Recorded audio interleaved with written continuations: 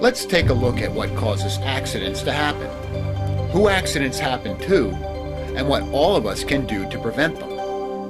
How do we measure safety in the construction industry? We use fatal accident rates, lost time injury rates, and OSHA and MSHA reportable injury rates. These same rates are used by all companies to determine how well they are doing to remain safe. This method of measuring injuries brings up some interesting questions. First, if no one gets hurt today, have we had a safe day? The short answer, not necessarily. What about accidents where no one was injured? Close calls and unsafe practices someone was lucky enough to get away with.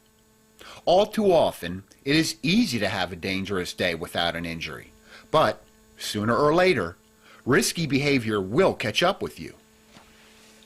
Second, is there a difference between avoiding and preventing an accident?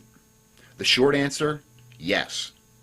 There is an element of luck to avoiding an accident.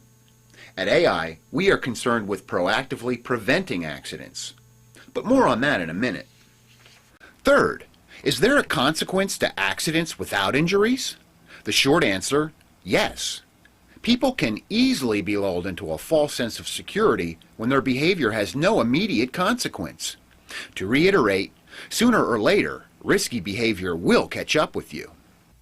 Now, let's examine the difference between avoiding and preventing accidents closer. Look at this completely unprotected worker and ask yourself, up to the moment this photograph was taken, has he avoided or prevented accidents?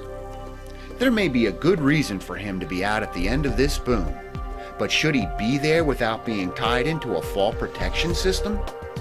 Obviously, he has been lucky enough to avoid accidents, but his employer is not proactively taking the appropriate measures to prevent them.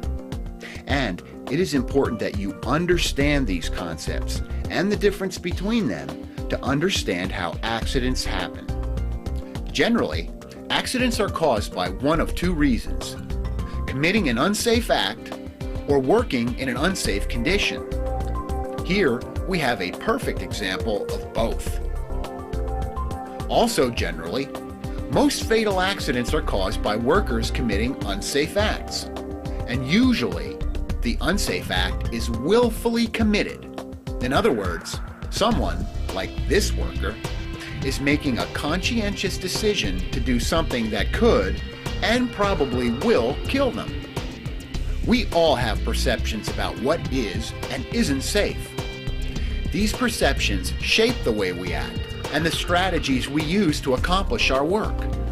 A flawed strategy is what allows us to place ourselves at risk. And that's why most workers who are killed or injured get killed or injured. They do dangerous work dangerously. Not following safe work procedures proven to prevent accidents can turn accidents into injuries and injuries into fatalities. Here, this worker is potentially exposed to falling items, a toxic atmosphere, inundation by toxic or septic materials, and electrocution.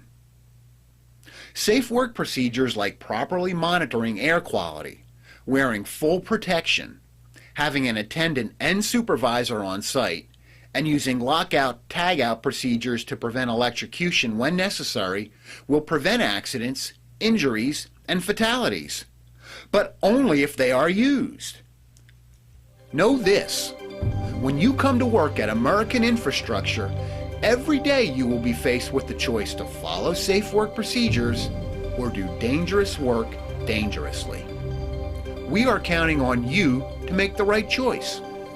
Please, follow all of our safe work procedures, prevent accidents, and protect yourself and your coworkers.